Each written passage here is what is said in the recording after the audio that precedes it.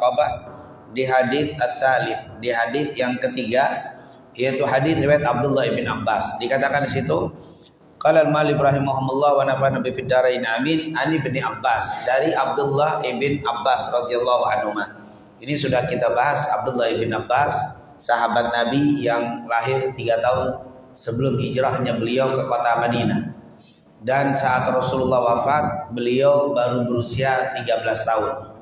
Jadi beliau termasuk min sigari sahabah, termasuk dari sahabat-sahabat kecil. Beliau meninggal pada tahun 68 Hijriah di kota Taif. Beliau meninggal di kota Taif. Dan sudah kita banyak bahas tentang Abdullah ibn Abbas. Beliau katakan, qal kuntu khalfan nabi. Kata beliau, dulu saya pernah di belakang Nabi. Maksudnya beliau pernah naik unta atau naik kuda, beliau di belakang, Rasulullah yang di depan. Kalau orang sekarang bilang ngebonceng, nah boncengan, cuman bukan motor, boncengannya kuda atau unta, dia di belakang. Kenapa di belakang? Karena memang masih anak-anak. Waktu Rasulullah meninggal saja dia baru umur 13 tahun. Berarti saat itu kan mungkin boleh jadi di umur 10 tahun, boleh 11 tahun. Jadi seperti layaknya anak kita ketika kita naik motor, mereka di belakang kita. Dia juga di belakang Rasul. Kuntu khalfan Nabi sallallahu alaihi wasallam yauman. Dulu saya pernah naik di belakang Rasul pada suatu hari. Jadi suatu hari dia pernah pergi bersama Rasul, naik unta, dia duduknya di belakang. Faqala, maka berkata Rasulullah sallallahu alaihi wasallam, ya gulam, inni u'allimuka kalimat. Ya gulam. Kenapa disebut ya gulam? Karena memang dia masih kecil. Enggak dibilang ya rajul, tapi ya gulam, wahai anak kecil. Karena memang dia masih kecil, sekitar umur 10-an tahun. Masih anak-anak banget. Makanya Rasulullah mengatakan ya gulam. Wahai anak kecil, u'allimuka kalimat. Aku akan ajarkan kepada kamu, wa'allimuka, akan aku berikan ilmu kepada kamu, kalimat, dengan beberapa kalimat. Artinya Rasulullah SAW ngasih tahu sama si Abdullah bin Abbas, anak kecil, saya kasih tahu kamu beberapa nasihat. Nah ini kalau di dalam surat An-Nahl ayat 125, ud'u ila sabili rabbika bil hikmah wal mau'izatil hasanah wajadilhum billati hiya ahsan. Di situ di dalam berdakwah itu ada cara untuk berdakwah. Yang pertama, ud'u ila sabili rabbika bil hikmah, yaitu yang pertama dengan hikmah. Yang kedua, wal mau'izatil hasanah, dan dengan mau'izah hasanah. Yang ketiga, wajadilhum billati hiya ahsan, dan dengan diskusi, debat, dialog dengan yang lebih baik. Apa kata ulama? Hikmah itu biasanya diberikan kepada orang-orang yang lebih tua dari kita. Jadi kita kalau ngasih tahu nasihat sama orang yang lebih tua, maka harus bil hikmah. Apa itu hikmah? Dia dinasehati tapi tidak terasa kalau lagi dinasehati. Itu bil hikmah. Dengan cara yang hikmah. Itu biasanya digunakan untuk yang usia lanjut, usia di atas kita. Guru kita ada salah, jangan dinasehatin gurunya, tapi dikasih tahu dengan hikmah. Nah, wal mau'izah hasanah, untuk yang di bawah kita, anak-anak. Nih, saya kasih tahu, saya nasihatin. Itu boleh karena untuk anak-anak, tapi kalau orang tua nggak boleh. Bapak saya nasihatin ya. Wah, walaupun bapak itu ilmunya di bawah kita, singgung dia. Ini namanya mau'izah hasanah, gak cocok untuk orang tua. Fadzakir fa inna dzikra tanfa'ul mu'minin. Kita saling mengingatkan, saling menasihati, tapi untuk anak-anak langsung. Makanya Rasul bilang, ya gulam, inni u'allimuka kalimat. Anak kecil, saya kasih tahu kamu ya, saya kasih nasihat. Saya nasihatin kamu dengan 4 perkara. Karena memang anak kecil. Coba, jarang Rasulullah ngomong u'allimuka, uhadziruka, ansahuka, jarang. Sifatnya umum karena yang hadir ada yang lebih tua, ada yang Tapi ketika anak kecil itu nggak usah pakai hikmah. Kalau pakai hikmah nggak sadar dia, kagak ngerti maksud kita pakai hikmah. Kalau anak kecil langsung aja ke poinnya. Nih, kamu nggak boleh minum pakai tangan kiri. Minum pakai tangan kiri seperti setan, itu langsung. Kalau orang tua, Rasulullah tidak pernah minum tangan kiri, tapi itu umum. Jadi orang tuh nggak merasa dia dia ceritakan itu bil hikmah namanya. Beda dengan nasihat kepada Rasul. Dengan anak kecil langsung muka, saya kasih tahu kamu. Itu mukhatabnya langsung apa? Anta muka di kalimatin. Nanti kalau berdakwah dengan orang yang lain agama, nggak bisa bil hikmah, nggak bisa bil mau'idhah, tapi apa? Wajadilhum. Ayo kita diskusi, kita dialog. Agama antum katanya Tuhan itu ada 3, kalau kita ada 1. Coba kita dialogin mana yang benar. Wajadilhum, tapi tetap billati hiya ahsan, dengan cara yang baik, jangan caci maki, jangan mengejek. Kita dengan billati hiya ahsan, kita usaha lebih baik dari dia.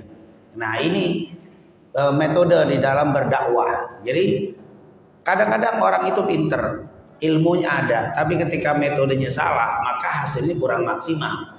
Maka kita harus metode, yaitu dakwah dengan sistematis, teratur, sehingga hasilnya maksimal. Likulli maqamin maqal, di setiap tempat ada gaya bahasanya, gaya bahasa yang pas untuk dipakai itu harus tahu. Nah, Rasulullah ngajarin semua metode itu.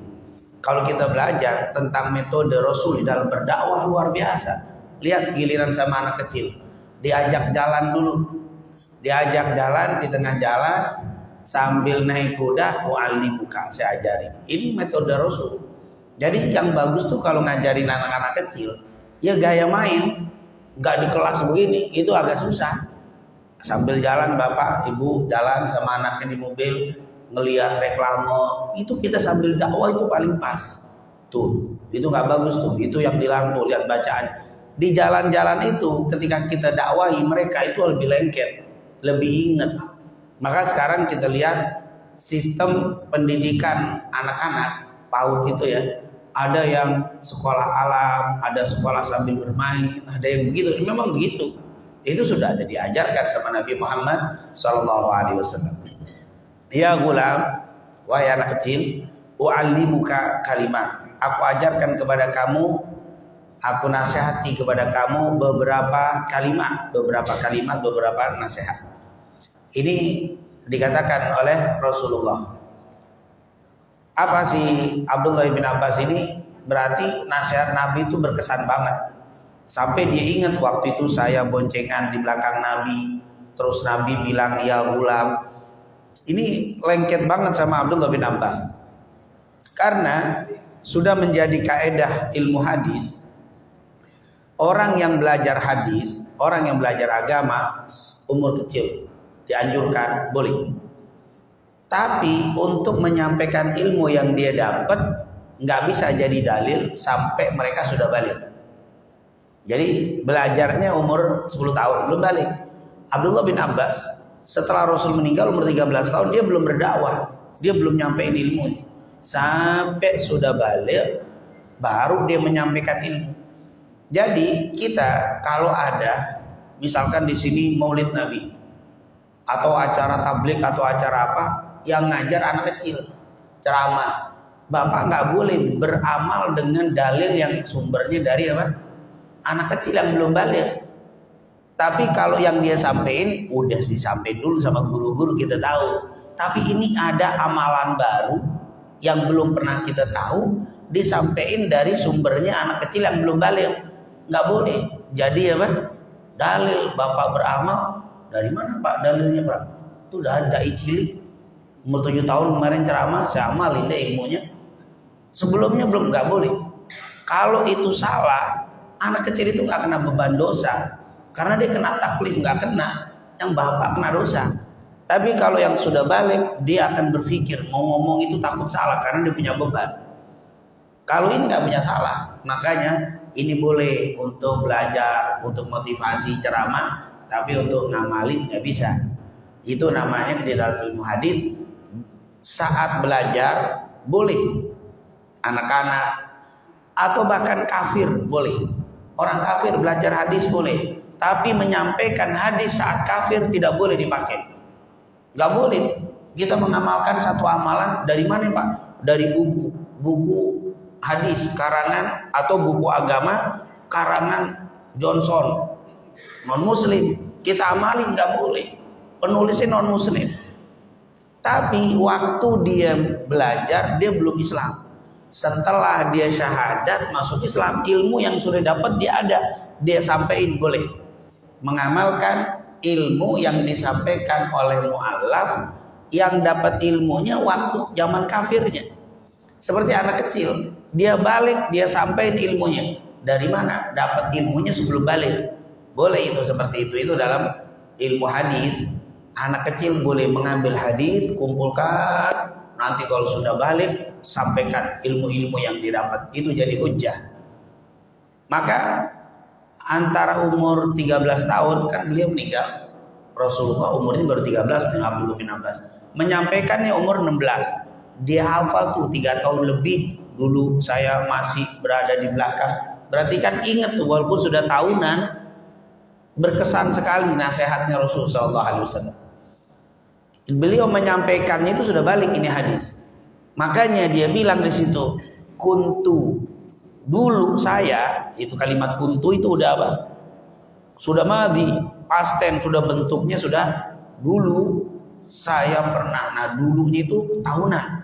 Dan dia lengket banget kata-kata Nabi Muhammad SAW. Dan ini juga menunjukkan anak-anak kecil ini lebih kuat hafalannya dibanding apa? Kita yang sudah bukan karena lemah otak, banyak urusan. Itu banyak urusan. Ngurusin dapur, ngurusin ini, ngurusin. Kalau anak kecil nggak ada urusannya. Dia full. Dan ditambah maksiat, ditambah. Nah ini jadi lemah. Jadi at-ta'allum fi sighar kan-naqsi 'alal hajar katanya. Orang yang belajar di masa kecil seperti ngukir di atas batu. Sementara belajar di masa tua karena si alal ma, seperti ngukir di atas air. Baru ngukir ngilang lagi, ngukir hilang lagi. Udahlah. Makanya kalau talim begini, jangan sekali-kali Ustadz nyuruh orang-orang tua ngapal. Pokoknya minggu depan harus hafal Pak ya. Kalau nggak hafal nggak ngaji terus baru urusannya. Disuruh ngapal. Yang penting faham. Untuk orang tua itu yang penting faham. Anak kecil nomor 2 pahamnya, justru hafalnya dulu dia. Nanti sudah mulai dewasa baru dia berpikir mengolah, mengambil hikmah dari hafalannya. Tapi kalau yang dewasa justru bukan hafal, yang penting faham. Nah ini kadang-kadang anaknya yang hafal, bapaknya nggak hafal, tapi penjelasannya bagusan bapaknya. Oh maksudnya itu begini, nah begini, lebih ngerti karena pemahaman. Dan agama itu adalah al-faham. Man yuridillahu bi khairan yufaqihu fid din. Siapa yang dikehendaki baik, Allah berikan pemahaman di dalam agama. Itulah pemahaman. Insyaallah majelis-majelis seperti ini menambah pemahaman kita terhadap agama ini. Amin ya rabbal alamin. Jadi nggak usah dihafalin untuk bapak-bapak.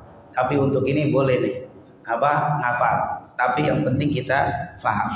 Dan ini dia bilang dulu, kata Abdul Bapak, saya pernah naik onta di belakang Nabi. Nabi bilang, aku kasih tahu kamu wahai anak kecil ya gulam, beberapa nasihat. Nah ini pentingnya kita belajar rawi. Sahabat itu kita harus kenal. Karena kalau nggak kenal kok bisa Nabi ngomong kepada Abdullah bin Abbas ya gulam. Itu kan siapa Abdullah bin Abbas? Kok bisa dibilang ya gulam? Karena kalau tidak paham, masa sahabat dibilang gulam? Ternyata emang sahabat kecil ini. Dia lahirnya 3 tahun sebelum hijrah. Jadi waktu Nabi masuk Madinah, umur Nabi 53 tahun. Abdullah bin Abbas baru umur 3 tahun. Jadi baru umur 3 tahun Abdullah bin Abbas. Waktu Nabi umur 53. Nabi meninggal umurnya baru 13. Wajar kalau bilang apa? Ya gulam, wahai anak kecil. Apa kata Rasulullah? Aku kasih nasihat kepada kamu 4. Yang pertama, ihfadillaha. Jagalah Allah. Yahfadka, niscaya Allah akan menjagamu. Sama ini dengan ayat ya. Intan surullaha yansurkum. Jika kamu menolong Allah, Allah akan menolongmu. Jika kamu menjaga Allah, Allah akan menjagamu. Tentunya Allah tidak perlu penjagaan kita. Tapi maksud daripada ihfadillah, jagalah Allah, jagalah syariatnya, jagalah ajaran-ajarannya, perintah-perintahnya. Itu apa? Ihfadillah. Bukan Allah. Allah itu punya sifat as-somad. As-somad itu artinya semua makhluk butuh kepada dia, dia tidak butuh dengan makhluknya. Itu namanya Allahus Somad. Jadi Allah tidak perlu penjagaan kita, karena Allah tidak perlu. Apa yang kita lakukan, apapun tidak butuh Allah. Kita semua yang butuh kepada Allah. Berarti ihfadillah, ihfadillah, ihfad syariatillah, yaitu ihfad syariah, ihfad awamir, ihfad nawahi. Jagalah syariatnya Allah, jagalah perintah-perintahnya, jagalah larangan-larangannya. Perhatikan, itu kata Rasulullah SAW. Jagalah Allah, jagalah syariatnya. Yang diperintahkan, jalankan. Yang dilarang, jauhi. Itu ihfadillah. Niscaya kalau kamu menjaga Allah, yahfadka. Niscaya Allah akan menjagamu. Penjagaan Allah luar biasa. Kalau kita jagain cuman syariatnya, perintah-perintahnya, Allah jagain kita. Kapan jagainnya? Saat di dunia kita dijaga oleh Allah. Saat kita masuk ke dalam kubur dijaga oleh Allah. Di saat nanti di yaumil qiyamah dijaga oleh Allah. Padahal kita jagain Allah, jagain syariatnya Allah cuman beberapa tahun doang. Taruh usia balik 16 misalkan, meninggal 70, berarti kan cuman berapa tahun tuh? 54 tahun. Jagain 54 tahun, tapi dikubur dijaga sama Allah. Kenapa? Diluaskan kuburnya, diberikan penerangan, dijadikan raudhah min riyadil jannah. Dikubur berapa lama? Ya kalau kiamatnya 1000 tahun lagi kan lebih 1000 tahun dikubur dijagain. Ngerjainnya, kerjaannya 54 tahun, tapi balasannya bisa 1000. Kalau 1000, kalau apa? Kira-kira berapa lama nih? Belum ada yang tahu ya. Karena tanda-tanda kiamat udah mulai kelihatan soalnya. Tanda-tanda kiamat kecil udah banyak yang nongol. Cuman yang gede belum nongol nih. Dajjal, nanti Imam Mahdi, turunnya Nabi Isa, Yajuj wa Majuj, Dabah, yaitu akan keluar binatang yang bisa bicara, sampai keluar matahari dari timur dan seterusnya. Itu baru kiamat. Artinya kalau seandainya 1000 tahun lagi, berarti 1000 tahun dikubur dijaga. Nggak sampai di situ. Pas kiamat itu kan nggak ada batasnya. Itu dijagain oleh Allah, khalidina fiha abada.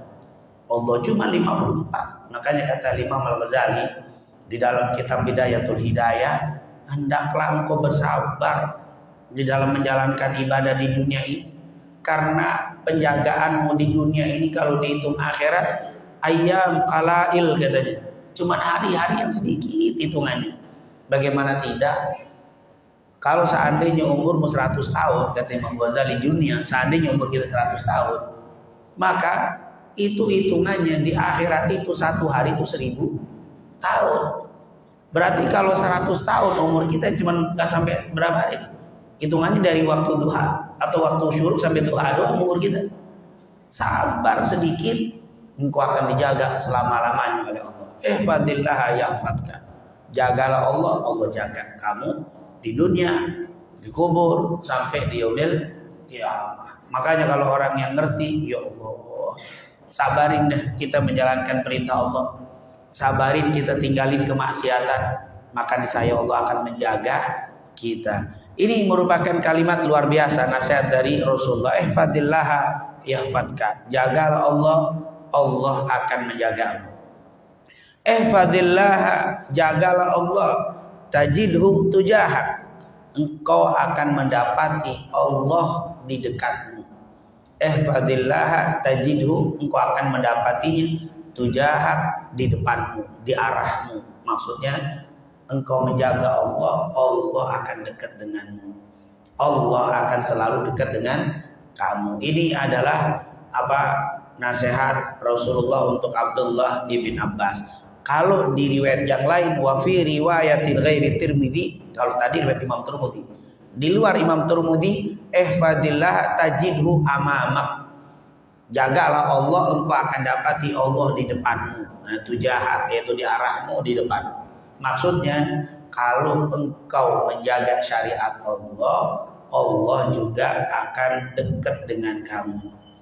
Dikatakan innallaha ma'a as-sabirin. Sesungguhnya Allah bersama dengan orang-orang yang sabar. Sabar dalam beribadah. Sabar kan ada 3, sudah kita bahas di awal-awal pertemuan kita. Sabar dalam ibadah, sabar meninggalkan maksiat, sabar dalam musibah. Maka kalau engkau sabar, innallaha ma'as sabirin. Sungguh Allah bersama. Ma'a di sini ma'iyah khosoh katanya. Ma'iyah khosoh, kebersamaan yang khusus. Kita semuanya bersama Allah. Wa huwa ma'akum aina ma kuntum. Tapi kalau orang ahli ibadah, ma'iyah khosoh, yaitu kebersamaan secara khusus. Kan sering kita dengar Allah bersama kita dimanapun kita berada. Tapi kalau orang-orang yang sabar dalam melaksanakan ibadah, sabar meninggalkan maksiat, sabar ketika terkena musibah, Allah akan bersama dengan mereka dengan kebersamaan yang istimewa, yang khusus. Maka ketika kalimat wa huwa ma'akum itu umum, tapi kalau ma'as-sabirin ma'iyah khasah. Luar biasa. Jagalah Allah, niscaya Allah akan menjagamu. Jagalah Allah, niscaya engkau akan dapati Allah dekat dengan kamu. Allah akan selalu bersamamu. Allah akan selalu mendampingimu. Ini nasihat Nabi Muhammad SAW. Idza sa'alta fas'alillah. Kalau kamu minta, idza sa'alta, kalau kamu minta sesuatu, permintaan, fas'alillah, mintalah kepada Allah. Wa idza sta'anta, dan kalau kamu minta tolong, ista'anta, minta tolong, fasta'in billah, mintalah pertolongan hanya kepada Allah. Apa bedanya idza sa'alta dan idza sta'anta? Idza sa'alta itu minta kebaikan-kebaikan. Ya Allah berikan saya kesehatan, rezeki, ilmu, itu sa'alta. Wa idza sta'anta, ya Allah lindungi aku dari kejahatan, dari musibah, dari itu ista'an. Ista'ana yasta'inu, meminta pertolongan. Jadi kalau minta kebaikan kepada Allah, kalau minta pertolongan minta juga kepada Allah Subhanahu wa ta'ala. Ini nasihat Rasulullah SAW. Jadi nasihatnya diawali dengan jagalah Allah, baru mintalah kepada Allah. Berarti kalau mau minta harus jaga Allah dulu. Jangan minta doang tapi nggak jaga. Makanya di dalam sholat, iyyaka na'budu wa iyyaka nasta'in. Hanya kepadamu ya Allah kami menyembah, dan hanya kepadamu ya Allah kami meminta. Jadi nyembah dulu baru minta. Ini kagak minta melulu, sholat kagak. Makanya jarang gobul. Kenapa? Karena salah. Minta ada yang pakai bersyarat. Ya Allah, kalau dikasih rezeki saya mau sedekah. Salah. Sedekah dulu baru dapat rezeki. Kalau antum begitu terbalik. Saya kalau baik, saya akan ke masjid. Kelamaan. Ke masjid dulu akan jadi baik gitu. Jadi jangan dibalik. Iyyaka nasta'in wa iyyaka na'budu. Wah ini susah. Hanya kepadamu kami minta, hanya kepadamu kami menyembah. Itu terbalik. Sembah minta, taat dulu baru minta. Kalau kata orang sekarang, tunaikan kewajiban baru tuntut hak.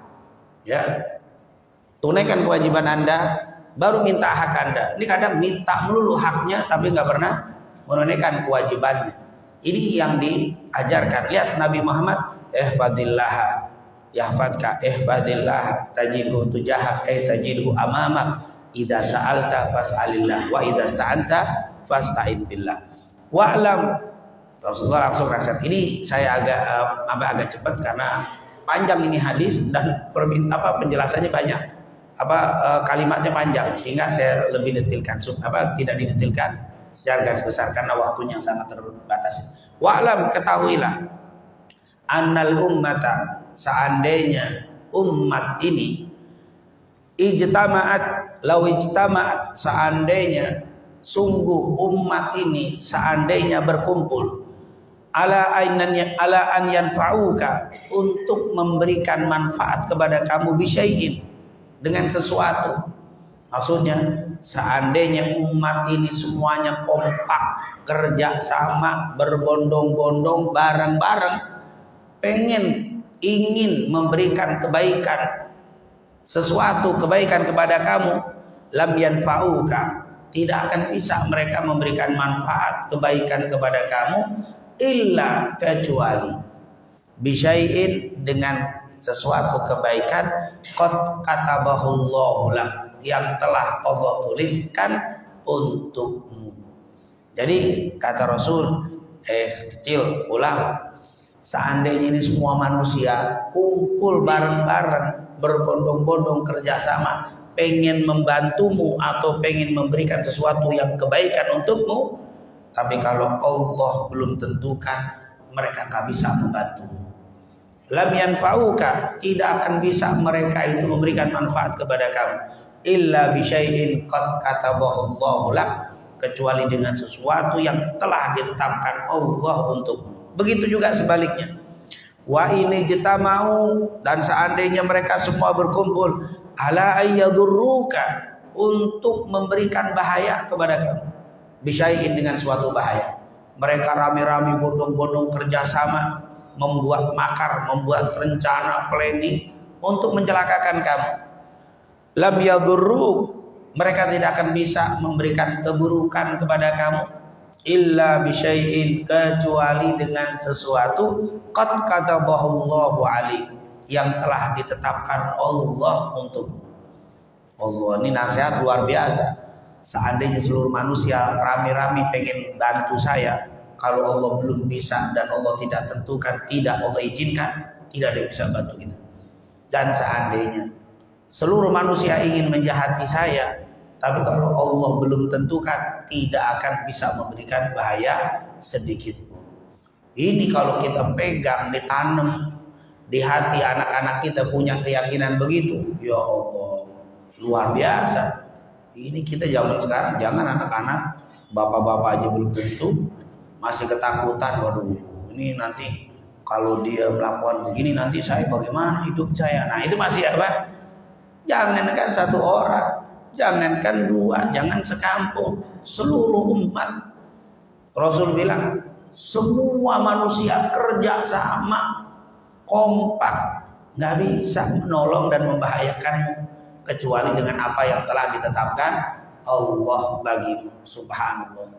Memang hal-hal seperti ini iman, hal-hal seperti ini kembali kepada keyakinan ma'rifah tentang tauhid. Ini kembali ke tauhidnya Allah Subhanahu wa taala. Kalau kita kuat tauhidnya, kenal betul dengan apa? Tauhid mantap ini yang membuat orang-orang itu tidak takut untuk mengucapkan hak itu hak, batil itu batil. Tapi ketika tidak begitu kuat, takut, saya kalau ngomong sebenarnya hak, nanti orang sini tersinggung, nanti saya nggak diundang, nanti gimana saya urusannya. Nah udah mulai takut ngomong yang hak, karena khawatir tiba-tiba nanti orang sini nggak suka sama saya, akhirnya saya makan dari mana? Nanti saya saya tinggal di mana? Nanti kalau orang pada nggak suka sama saya, kenapa? Gara-gara menegakkannya hak yang hak, batil yang batil. Ini karena tauhidnya kurang. Bahkan ya Allah, kadang-kadang kita lihat ada orang misalkan apa? Kenapa jual miras di warung haram, nggak boleh. Emang kamu mau ngasih duit saya? Ini yang banyak laku, ini yang banyak duit. Justru kalau saya nggak jual, dari mana saya duit? Ya Allah, sampai yakinnya kayak begitu. Seakan-akan kalau dia nggak jual miras, Allah nggak kasih. Padahal kalau logikanya, bapak jual yang haram aja dapat rezeki, padahal haram tuh nggak disukai Allah. Bagaimana kalau bapak jual yang halal? Pasti lebih rezekinya dari Allah Subhanahu wa taala. Pernah kan kita dengar ada salah satu jamaah kita itu, teman kita, ya dia nekat aja, suka dakwah di lokalisasi, nekat dia masuk ke sono dekat Tanah Abang, di mana itu? BI ya, bukan Bank Indonesia, Itu kan lebih bongkaran indah kalau orang itu. Itu terkenal dari zaman dulu. Dulu saya gedenya di Tanah Abang itu terkenal bongkaran. Sampai sekarang kalau kita lewat bongkaran itu macam-macam yang di pinggir jembatan itu. Itu ada yang ngomong, ngapain sih? Emang kayak nggak ada rezeki yang lain aja, cari aja rezeki, nggak usah jual diri. Emang Ustaz mau bayar saya duit? Ustaz yang disuruh apa? Disuruh gantiin duit dia. Kenapa? Karena mereka meyakini kalau nggak jual diri nggak dapat rezeki. Seakan-akan kalau saya nggak jual diri, mungkin saya mati nanti kelaparan. Subhanallah. Padahal kalau dia yakin seandainya seluruh umat ingin membahayakan kamu, kalau belum ditentukan tidak akan bahaya. Seandainya semua umat akan membantumu, tapi kalau belum dapat diizinkan dari Allah nggak bakal bisa membantu. Artinya ini kurang iman dan keyakinannya kepada Allah. Kalau bahasa gampangnya, ibu jual diri yang haram aja dikasih rezeki sama Allah, masih makan. Bagaimana kalau ibu menjaga kemuliaan diri? Allah pasti lebih buka. Apa kata dalam hadis? Tidak ada orang meninggalkan satu perbuatan dosa karena Allah, niscaya akan diganti yang lebih baik daripada yang ditinggalkannya. Orang ini nggak jadi jual diri, kenapa? Karena takut kepada Allah. Maka Allah kasih rizki yang melimpah. Kalau ditinggalkannya gara-gara apa? Allah. Beda kalau dia nggak laku, tua lain. Kalau masih muda saya masih, yang kayak begini mah nggak dapat rezeki dari Allah. Dia nggak berhenti, kenapa? Karena ini saya baru dengar ternyata Allah murka sekali dengan perbuatan seperti ini. Saya takut kena adab, saya berhenti. Itu nggak mungkin terlantar orang seperti itu. Pasti akan dikucurkan rizki oleh Allah Subhanahu Wa Taala. Kenapa? Dia meninggalkan maksiat karena Allah. Maka kata Allah, aku yang berhak menggantikannya. Karena dia meninggalkan itu karena maka aku yang akan menggantikannya. Subhanallah. Oleh karena itu jangan pernah kita takut mengatakan yang hak itu hak, yang batil itu batil. Karena takut dengan fulan. Jangankan fulan, seluruh fulan kumpul untuk membahayakan kalau belum ditentukan oleh Allah, tidak akan pernah bisa memberikan sedikit pun kebahayaan kepadamu. Begitu juga jangan kita menjadikan yang batil itu menjadi hak, atau sebaliknya hak menjadi batil karena pengen dapat ujian, pengen dapat manfaat dari fulan.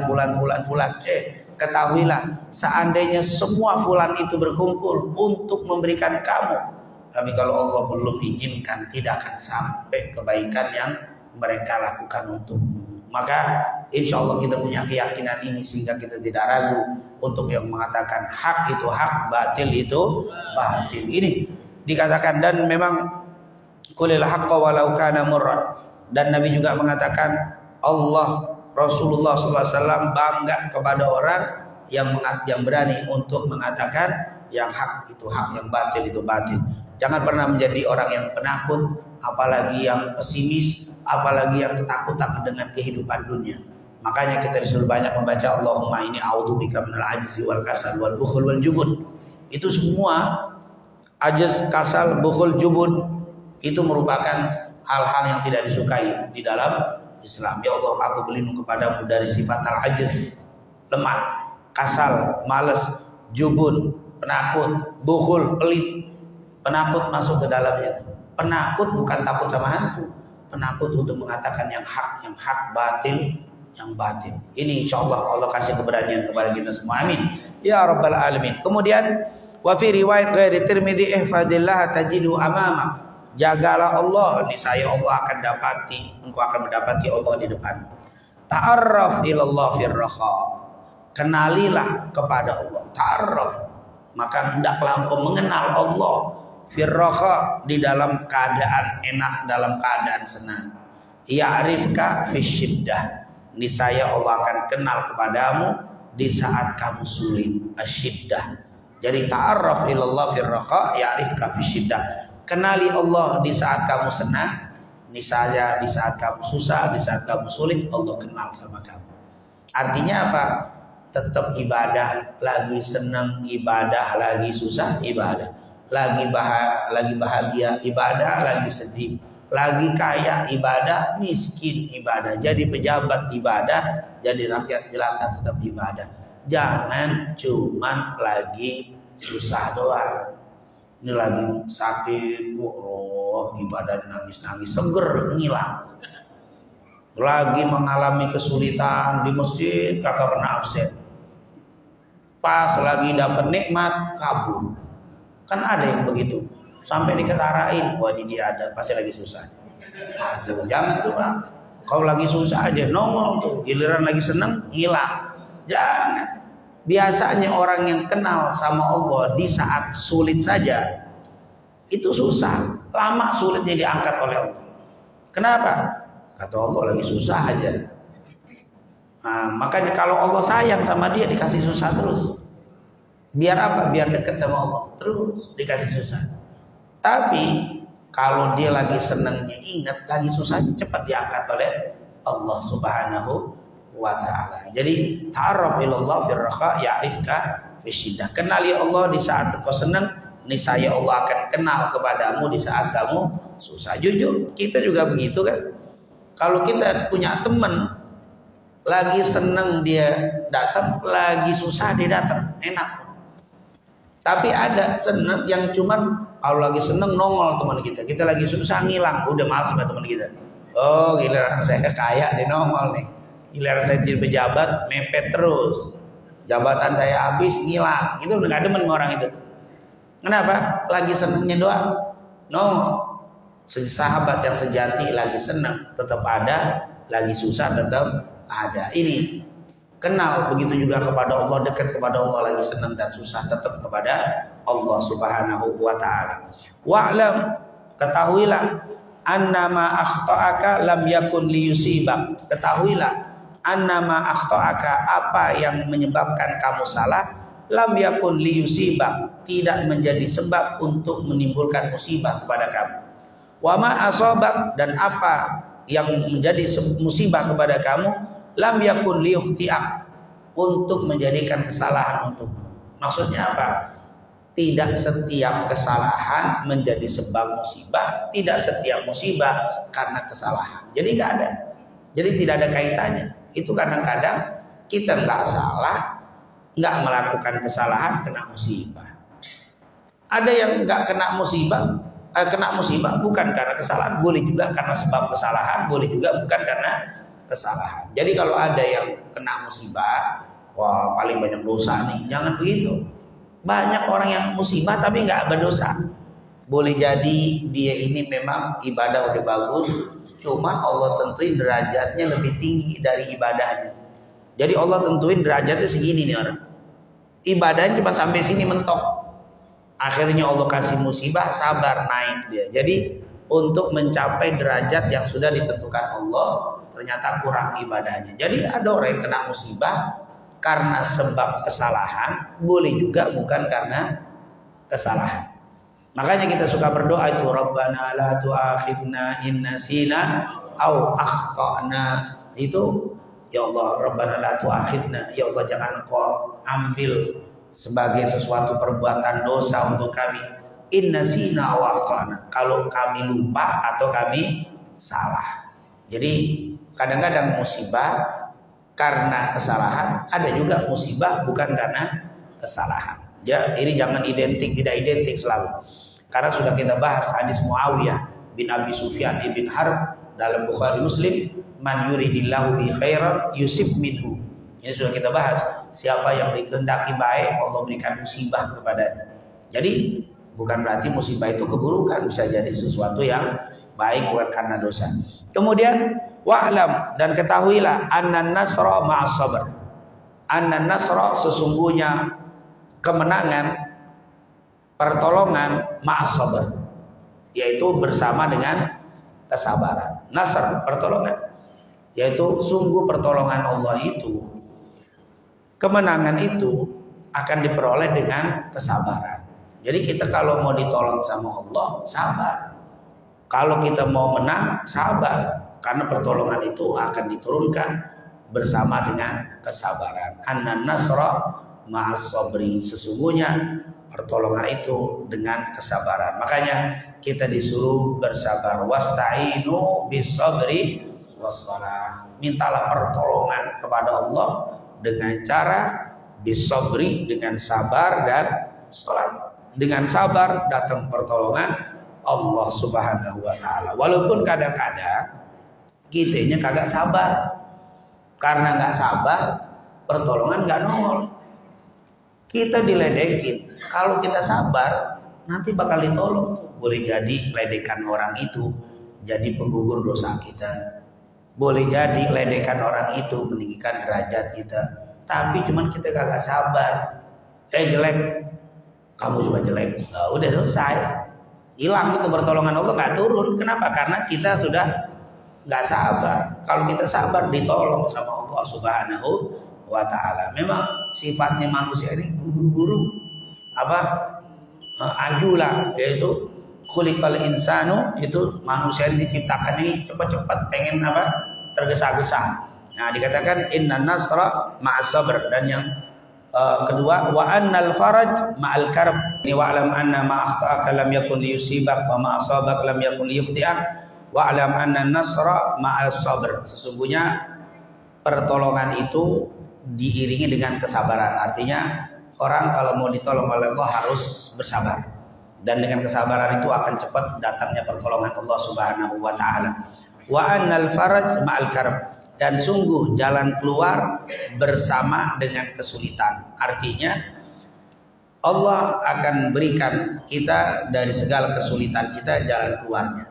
Kembali kepada Allah Subhanahu wa taala. Wa anna ma'al usri yusra. Ini sama, sungguh bersama dengan kesulitan ada kemudahan. Di situ tidak dikatakan wa anna atau kalimat ba'dal usri yusra, tapi di situ di kalimat ma'al usri yusra, sesungguhnya bersama, yaitu kalimat ma'a ini bersama. Walaupun kita kadang-kadang banyak menerjemahkan dengan ba'da. Kadang-kadang kalau diterjemahkan bahasa Indonesia inna ma'al usri yusra, inna ma'al usri yusra, diterjemahkannya sungguh setelah kesulitan ada kemudahan, padahal tidak ada kalimat setelah. Tapi yang ada di situ ma'a, bukan ba'da, tapi ma'a.